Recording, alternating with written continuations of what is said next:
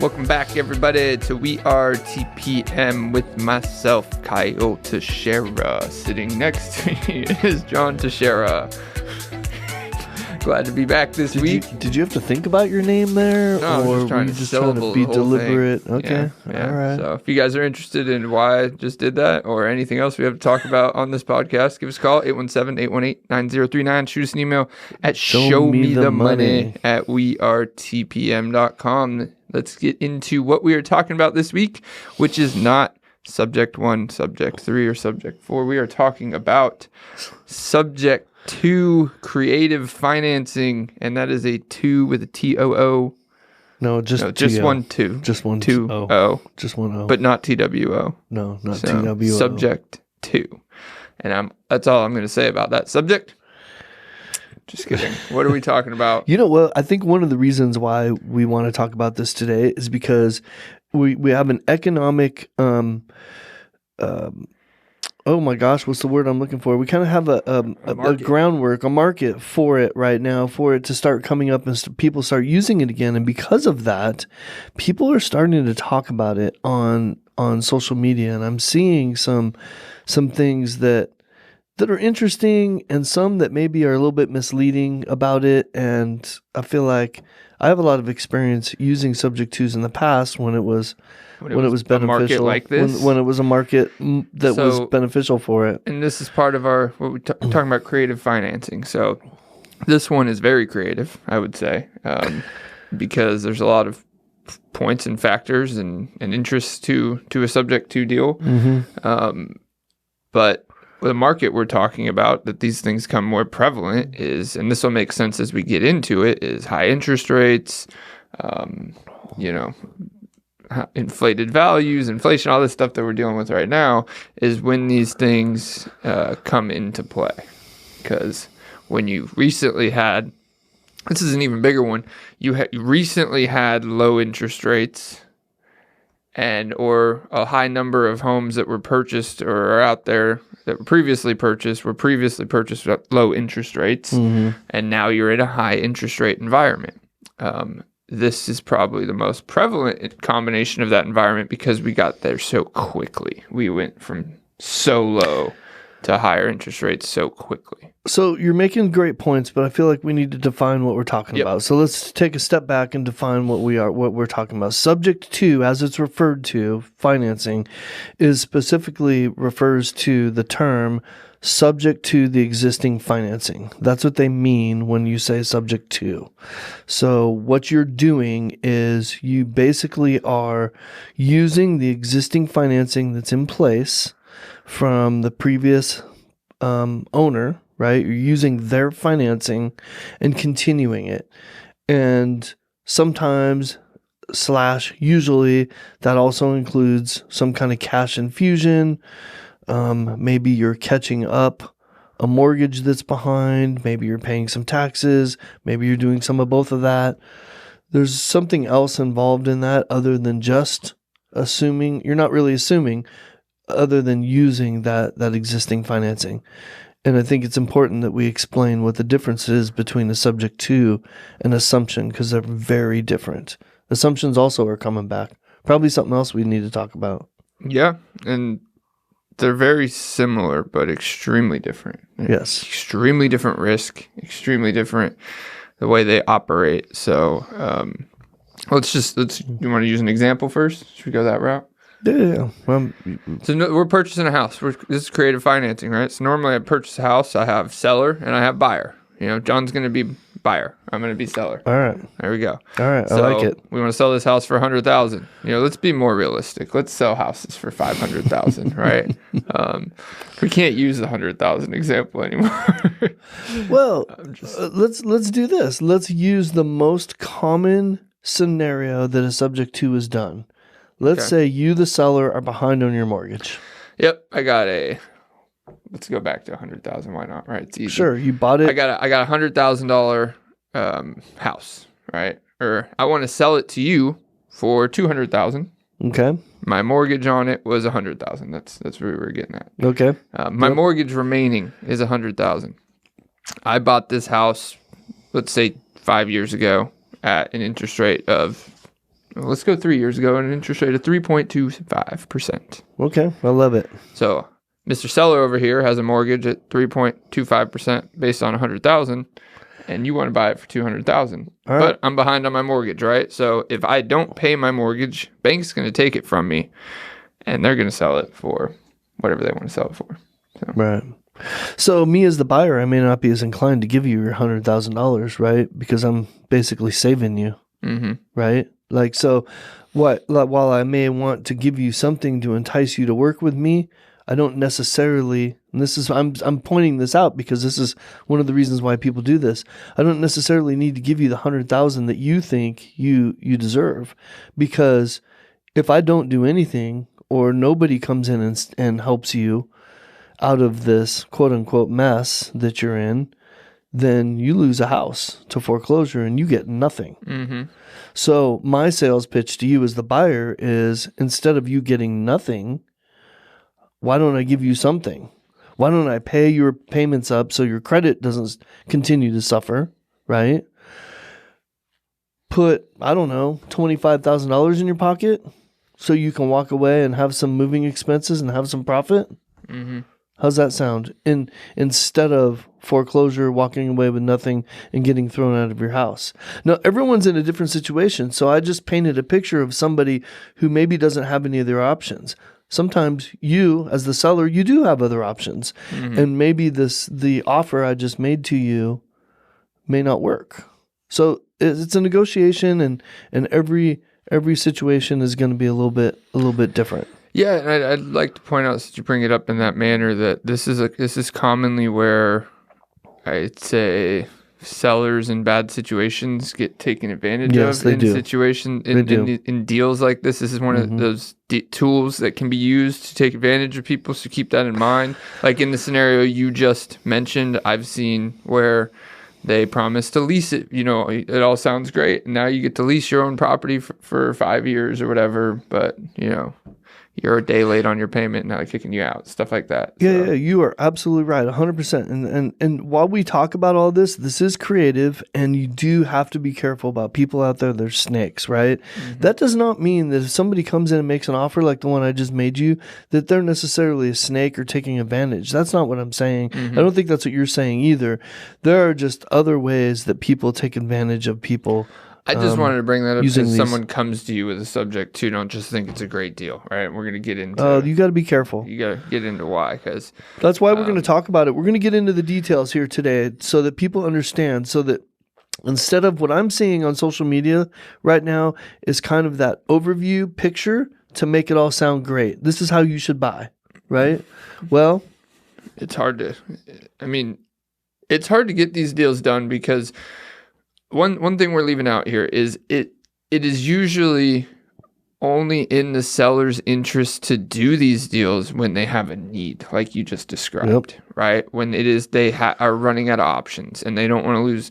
Because in that example, I have $100,000 in equity that I don't want to lose, right? If they foreclose on me, I don't just lose all the money I've put into that $100,000 principal. I also lose the $100,000 in equity that I could get out there on the market if I was going to go sell it. And sometimes you don't have the time for that. Maybe you're about to be foreclosed on. So this buyer can come in, pay all that back, and subject to your mortgage. And basically what that means is they're going to take it over on a back-end agreement with you. It's not an agreement with the lender. It's you're signing something that gives me subject to rights. Your mortgage is subject to me. That's why it's subject to me.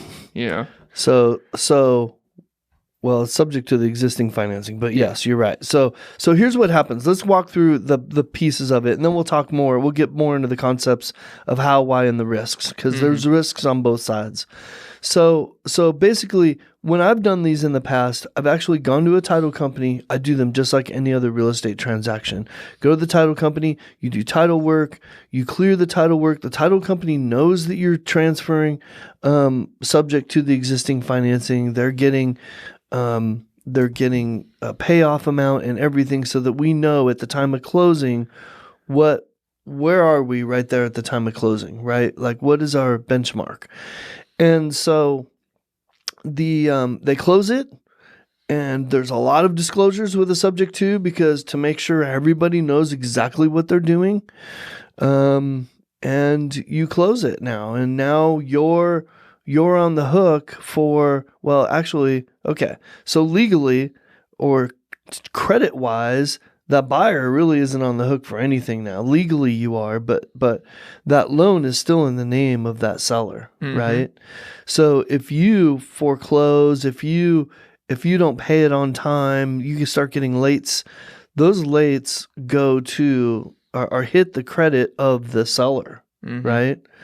So it's really important when you put these things together that you're putting them together with the right parties, and that there's an agreement that handles all that addresses all that beforehand.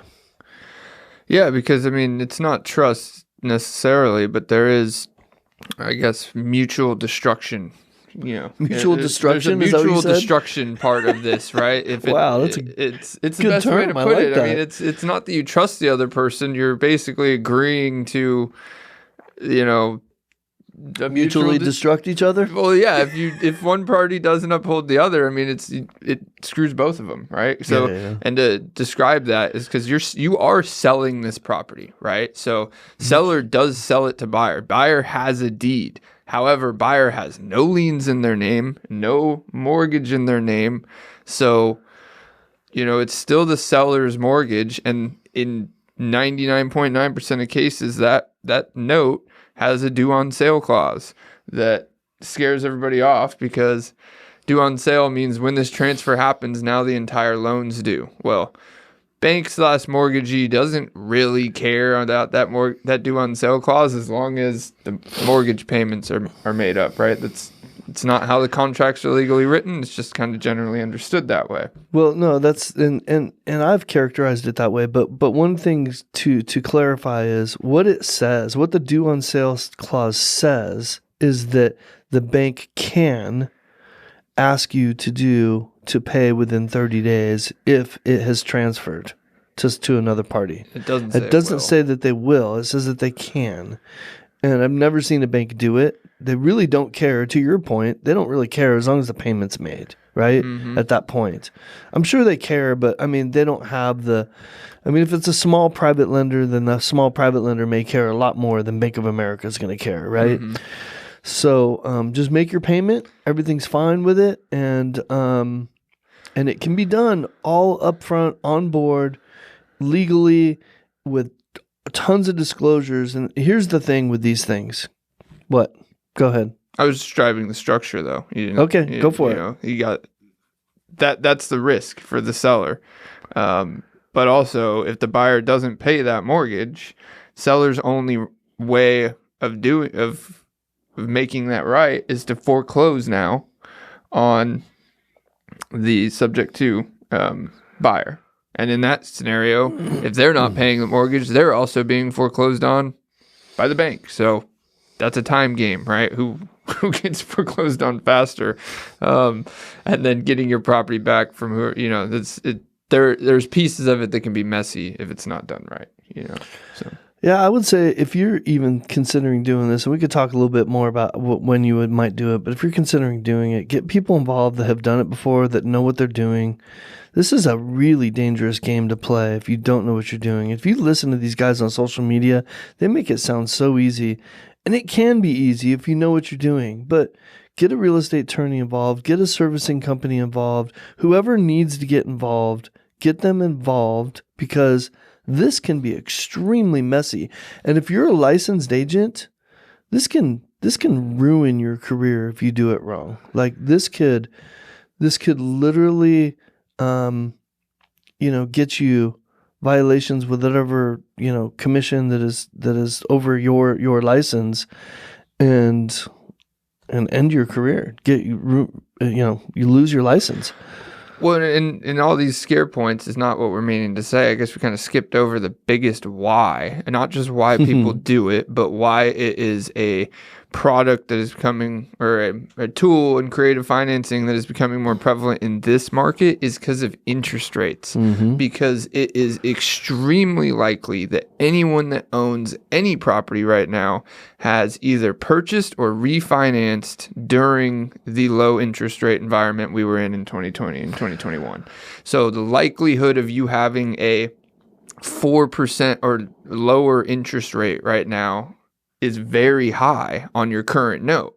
So what we didn't bring up is that's why you're not assuming you're taking over the payments at this low interest mortgage, and it can make a huge difference when rates are 6.7% like they are right now. So that's why you as buyer want to take this over, because if you're an investor looking at cash flow and appreciation or whatever you're looking at, especially cash flow, if you could take over my $1,400 a month payment versus your exact same payment at a higher interest rate, or your exact same principal amount at interest rate of 6.7, that may be like $2,200 a month, it makes that a big difference to the buyer on what they're going to spend. So it's a way of, now you're taking the property, but also taking the good mortgage that you can't go get now. You can't go get, especially federally backed. In a lot of cases, you're not just taking over a private money note, you're taking over a backed mortgage, which you just can't do right now. So that's one way to do it. Well, and to your point, if interest rate is the main motivator for doing this, which you're right, it probably will be, right? Then it could be just a temporary tool, right? And it should be. It's not something you want to do long term. So let's say you're going to do subject to, and then you could refinance. Like, let's take our scenario. Let's go back to our scenario. I bought that house from you. Let's just say you weren't in arrears and you weren't, like, it wasn't a problem. Didn't have a need. Here's the other reason too. You didn't have a need because you were behind, but let's say you had a need because you wanted your $200,000, and there's 8 other homes in your market that are just exactly like yours, and they're starting to sell for sub $200,000, but you still want your $200,000. Well, as a buyer, I might be able to be willing to pay you your $200,000, pay a little bit more for the home, because I'm getting quote unquote terms. I'm getting subject to terms, which is more attractive to me as a buyer. So I might take over your $100,000 with your great note, right? And then give you $100,000 cash, right? So that is also a scenario. But I would want to, if I want to take that cash out, I would want to refinance down the road. So let's say interest rates come back down to 5. What did you say? You're at 4.3 or something like that. So interest rates come back down to 5. I want to pull my cash, my $200,000 out, or actually it would be $150,000. I would be able to pull out so I could get at least some of my cash out.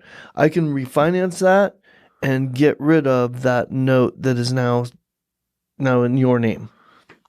Yes, and at that time, owner. once that note's paid off, that now, as the seller to the deal, to the subject to deal initially, I'm free and clear now. My risk is now gone. Your risk, right. The other risk we talk about is gone. That note existing was your risk. Once it's paid off, there's nothing to tie you to the property anymore, really. And you can make that part of the deal when you negotiate. You can make a timeline on when that refinance happens, part of your negotiation for a subject to deal if you're a seller. Yeah, and I'm going to circle back to the due on sale clause, because it's so commonly brought up, especially by investors that are so, worried about, or bring that point up and be worried about it. I always find this one point funny. Because I always ask this question is, anytime I've talked about subject to, or even, really just the subject to part, is they're like, well, what about the due on sale clause? And I'm like, okay, well, tell me about your other properties.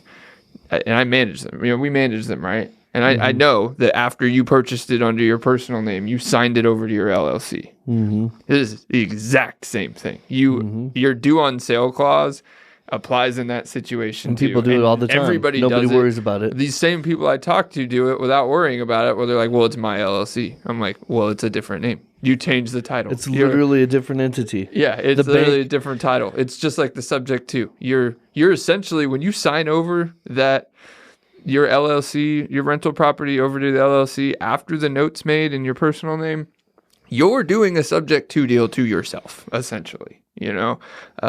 It's lower risk because, of course, you're the controlling person of that entity, and there's no actual contract, but the concept is the same. That is what you're doing. And to your point, how would the bank know any different if the transfer happens and it goes from Kyle Teixeira to Do Better Investments LLC? The bank is going to assume that you've just moved it into your LLC, exactly, like most people do. Exactly, and most people buying these subject to deals are investment companies or are LLCs or buying it under an LLC, and now it's like, okay, well, you're Joe Blow is fine signing over his property to Cool Bean Property Investments every time he buys a rental property. We're coming up with some good names. I like it. But who knows? The buyer could be Slow Bean Property Investments, and the bank's not going to be like, oh, well, that one's owned by this guy. No, they don't. One, they don't know, and two, I mean, that's usually a point of numbing that concern, just because they're like, oh crap, I've already done this 9 times. Okay, yeah, then one more is probably not that risky, right? Or whatever. Right. It's more of just how common that is. It's a statement of how common that due on sale is. So. Yeah, what we're trying to do is downplay the due on sale clauses, because it's the one point that people use to say, oh, yeah, but I know that there's a due on sale clause in every mortgage. It's there to protect the mortgage company. It should be there. The mortgage company should have that right. They didn't make a loan with you or anybody else. So if they choose to no longer service that loan with a new owner, they shouldn't have to. Well, but to your point, it's no different than when you put it in your LLC. It's absolutely no different, and they really don't care. And it's part of the risk, and it should be part of the terms, right? So say it should be disclosed. In that scenario, say mortgage company does come back and call the due on sale clause, right? Well, now that's refer to your terms. Okay, so the buyer took this risk knowing about the due on sale clause and knowing how this all works, right? And there could be a term that says if the mortgage company calls the mortgage at no fault of the seller, via the due on sale or whatever it may be, now the buyer has to go get their own mortgage and pay it off, right? So they lose that interest rate. They, essentially the deal ends. Well, here's the other part of that. Assuming they do that. If they force the due on sale clause, it takes months for them to do that. So the due on sale clause says 30 days, but if you don't do it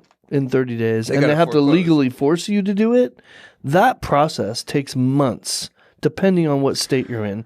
Here in Texas, I don't think it would take quite as long, but I know if you're in California, I've heard that it takes up to 2.5 years to get a due on sale clause enforced. So every state's going to be a little bit different, but and you need to understand the state you're doing it in. It will take more time than it'll take to close a refinance. That's essentially what you're saying, is it will take more time. And here's the thing. When you refinance your home, we've all done it, right? Do you have to put more money down? Generally, no. Right. So it's easy. It's easy from the standpoint of I'm not infusing more capital into the deal.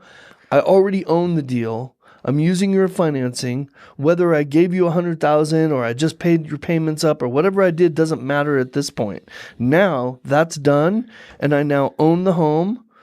I can refinance just like I normally refinance, whether it's in my name, your name, it doesn't matter. Yeah, conceptually, it sounds like that due on sale clause is more of a risk for the seller, right? But it's not. It's equal, kind of, but it's to the buyer, it's a risk of making the good deal not as good, because now if that happens after 6 months and they have to refinance into high interest, that affects their whole the whole cap rate they determined. So I think it's just something that needs to be disclosed personally. Yeah. And that's it. I don't think it's much of a risk to anybody. And so what we're trying to do is kind of diffuse the risk a little bit by explaining what would happen in worst case scenario. And I've never heard of any of those worst case scenarios actually. Yeah, it's happening. More of the main real things that happen is you're locked in a little bit to the financing, right? You don't have as much freedom to change the type of financing that you have, or except for doing a full refinance, you're kind of locked into that financing. You picked that financing, so that term, that rate, but that's usually why you do it. So it can be good, but it can be bad, but it's. So we should do a podcast on assumptions so that we can talk about the difference. I guess the main difference is with assumptions is it's a whole new loan that you qualify for and everything, right? So you assume a loan. Well, I'm sorry. You assume the same loan, but you qualify for it and everything. You go through that entire process and then change the names, and you essentially now have a new loan that you've assumed from the seller. Completely different. This is just using the existing financing the way it is. You're probably not even telling the bank you did it.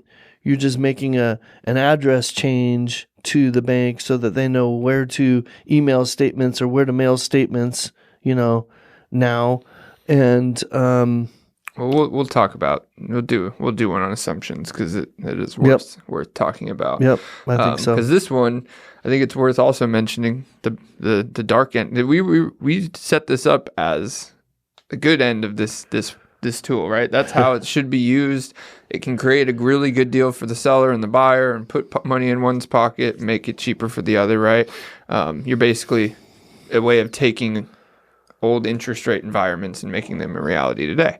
But the bad end of it is where people get taken advantage of, right? And I think it's worth mentioning, because this is what isn't talked about out there, and this is what happens. So say you have a $500,000, or your mom, or your mom has a house that's now worth $500,000 that she bought 30, 40 years ago, right? Maybe she has a mortgage on it and they owe $23,000. Let's use that number. They owe $23,000 on a $500,000 house, and they're behind on that mortgage for the $23,000.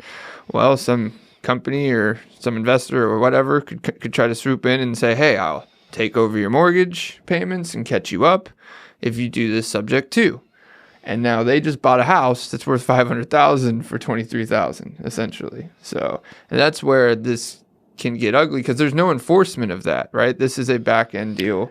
If the person doesn't understand what they just did and they were misled, yes, absolutely. And that is what I've seen happen. I've heard this exact story happen.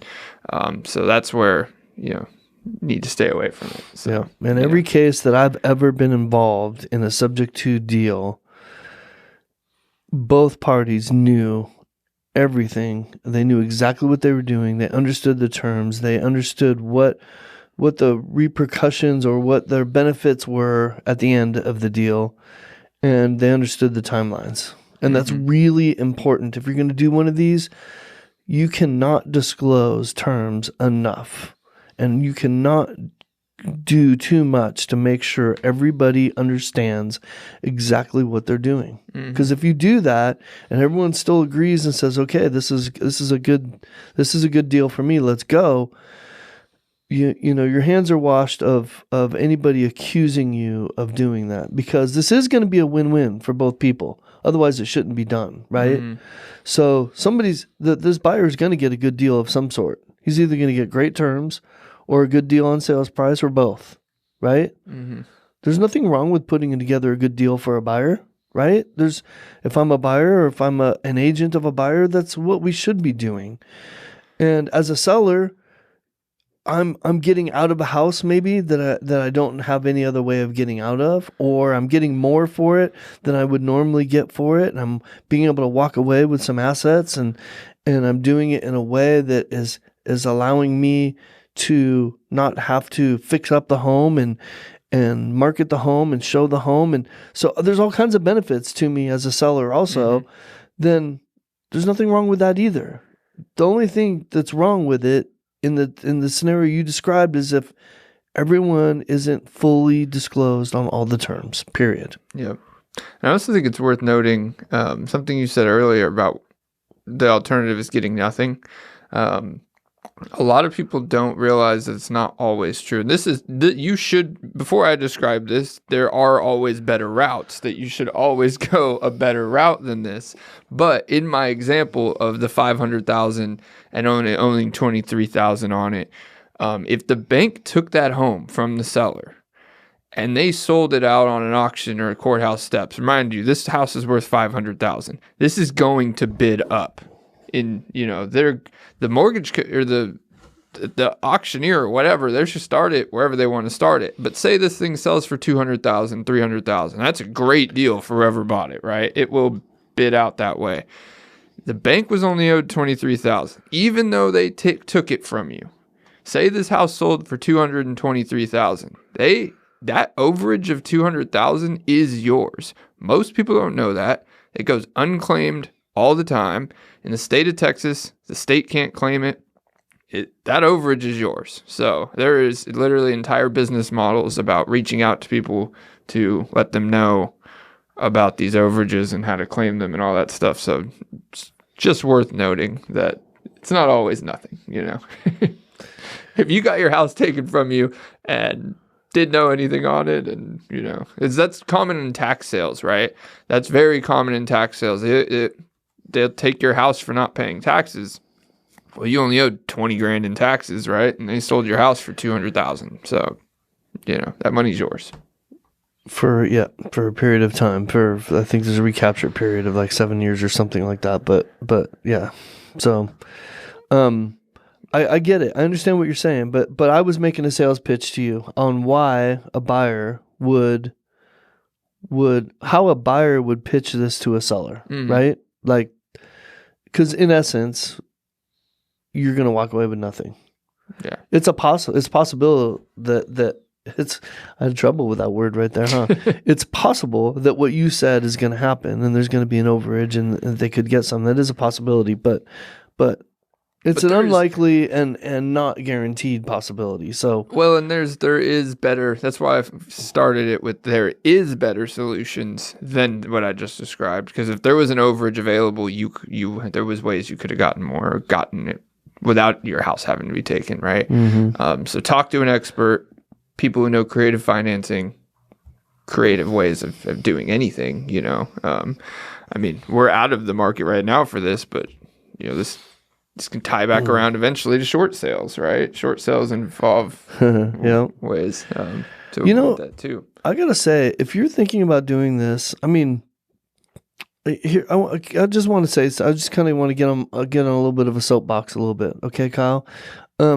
Because there are people out there. There's two. So you don't know what a soapbox is? No. There are two worlds out there.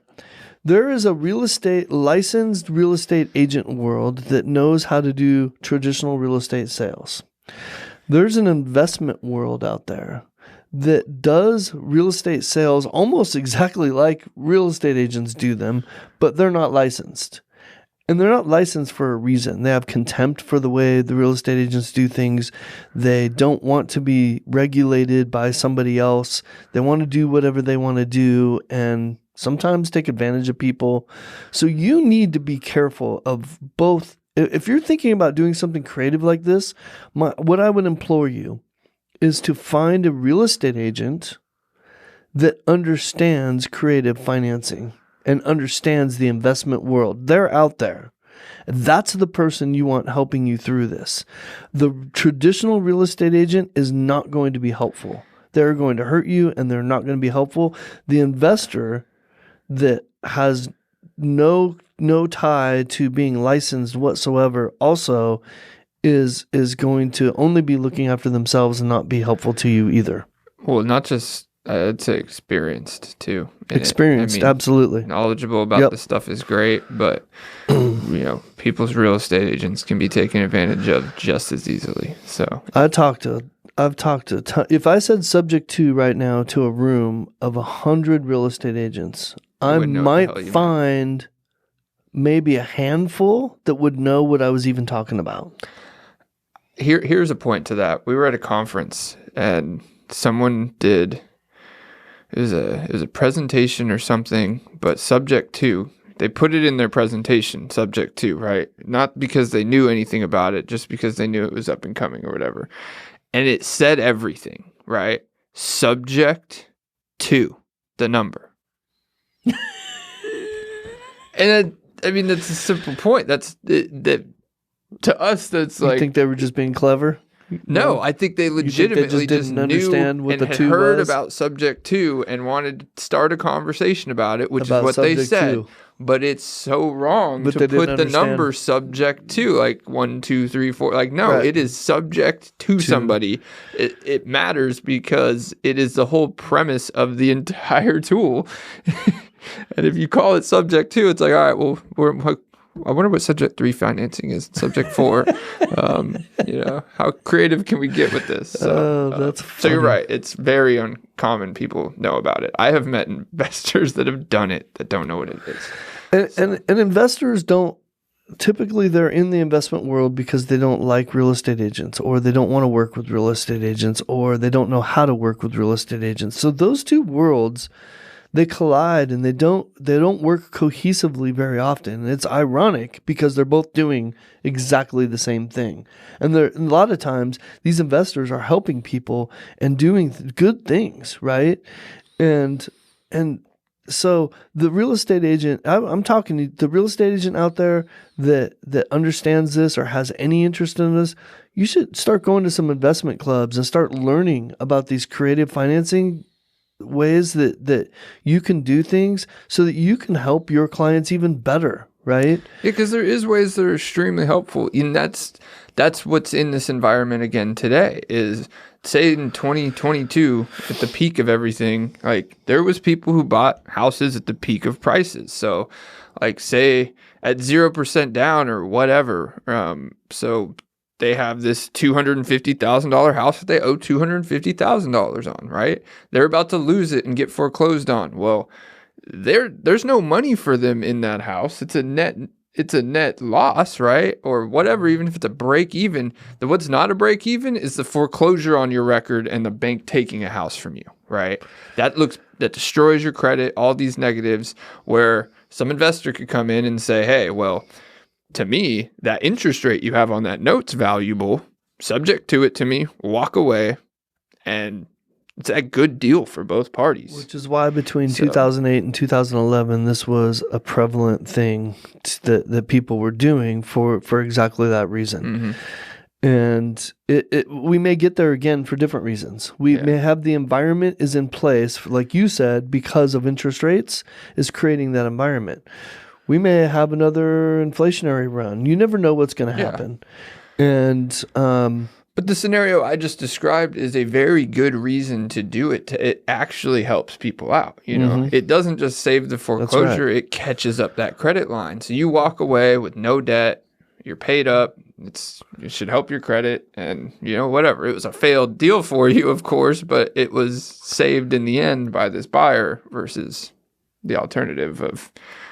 You get the house taken, foreclosed on your house, your credit gets destroyed, they sell it under market, and now you owe them the difference.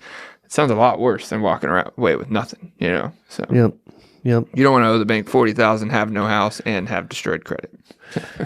And I hope to your point, Kyle, I have not sounded like I'm not a proponent of subject to, because I am. I've just seen it used as a tool to take advantage of people. Yeah, I know, and that's why we both bring it up. And so it's a tool. It's out there. It should be used. I just hate seeing these people on social media talking about it like it's extremely easy, like it's something that just everybody should just be doing, and you should go out and buy 10 houses tomorrow subject to. I mean, this is something that it takes a while to put these deals together, to negotiate them. You don't just go out and find them. They kind of come to you because you got your eyes wide open. You know what I mean? Yeah, and you got to, or you go out or you go seek them out. That's what these people are advising on social media is you got to go find people who need this, right? Well, just go. You know what happens when you get a foreclosure, the foreclosure process starts and the notice of default goes out and you end up on that foreclosure list. Mm-hmm. You know what happens after that? You get blown up. You get blown up in every possible way that you can get blown up. You get called, you get emailed, you get mail. Your mailbox becomes full of investors wanting to help you. Yeah, and we're just talking about one point Which one of creative do I use? Financing, right? We just spent this whole time talking about subject to another investor be coming from another avenue of. You know what happens? You know what happens? I know you. Okay, so let's say you're my friend. And we got that scenario that we just talked about, okay? and you're behind on your payment and you're in the middle of foreclosure. You know why you and I are talking about this subject to right now? Is because I have a relationship with you and you've worked with me in the past. But your mailbox is still full, isn't it? It's full of those investors that all want to help. Yep. So why didn't you call them? Why are we talking about it? Why didn't you call one of the 100 people that have sent you a mail that want to do the same thing that I want to do? Well, because I trust you, right? Because you trust me, because you know me, because you don't know what to think or why all these people are now. You assume that they're all trying to take advantage of you because all of a sudden your mailbox is full of people wanting to HELP. Yep. And I still haven't extended my car's extended warranty. That's the other reason too. So does that solve all these problems if you do that? I don't know. I've never tried. No, you've never tried. Because those people are so blatantly trying to take advantage of you. It's less blatant in foreclosure process. So, but my point is that it's as a human being, when you're in this situation, you are now overwhelmed. This is what I meant by that. Keep your eyes wide open. Make sure people know you're out there. You're willing and able to help in these situations. But just counting on the foreclosure list and sending a letter out with everyone else, waste of time, waste of money. So I try to tell people all the time, foreclosure list is an absolute waste of money. Where it's not a waste of money is knowing what's on the foreclosure list so that when you get an opportunity and I bump into you at Starbucks or something, or like, hey, how's it going? And I know that you're on the foreclosure list and I know you, right? Now it's effective. Now I can start a conversation with you. Mm-hmm. Or you'll take my call because I know you. But just being another random person calling on the foreclosure list, I don't know, it might work for some every once in a while, but it's pretty hit and miss. Unfortunately, I see that it works for people, and it's usually not good for the person that answers that call. So, that's subject to, subject to you, subject to you. Subject to existing financing is what that term is referring to, and I hope that this has been helpful. We do need to do one on assumptions. Maybe we could get Trevor involved in that, huh? Yeah.